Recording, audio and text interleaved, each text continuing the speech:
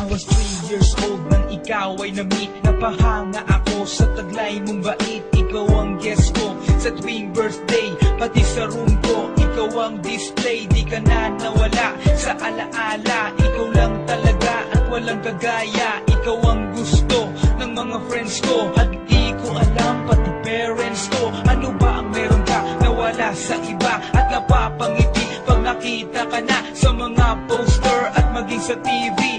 Inaabangan ng iyong movie. Bata pa ako noon nang maramdaman ko to. Ayoko ng iba, ikaw ang gusto ko. At sa aaminin ko, maniwala ka, mas gusto kita kaysa kay Darna.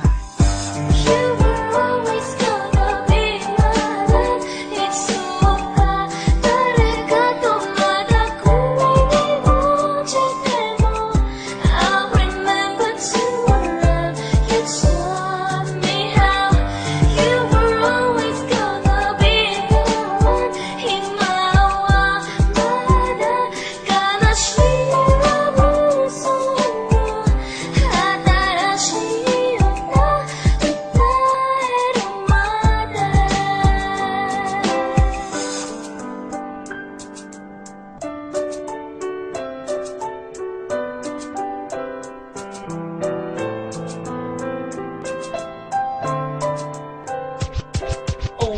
Oh why, bakit ganito? Gusto ko ikaw lang nasa tabi ko. Mga poster mo at mga magazine, sa buhay ko hindi kita kayang alisin. So pati sa cellphone at mga gamit, ikaw ang nakalagay sa aking bedsheet. Ako ay nalungkot nang ika'y nawala. Ano ba ang mali na aking nagawa? Pakiusap naman kahit nasa dali, para lang mapawi ang mga bigati at muling umiti at di na umiyak. Magpakita ka lang, gusto kong matiyak na buhay ka pa rin at ika'y malakas. Gumawa ka ulit ng mga palabas, at kapag bumalik, ngingiti ng pusa, at hindi ako magmamahal ng pusa.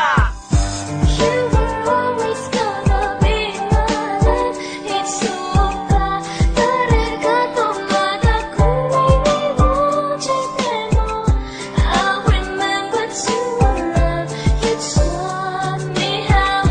You were always gonna be the one. 희망마다 가나시라고 소문 하다라시였나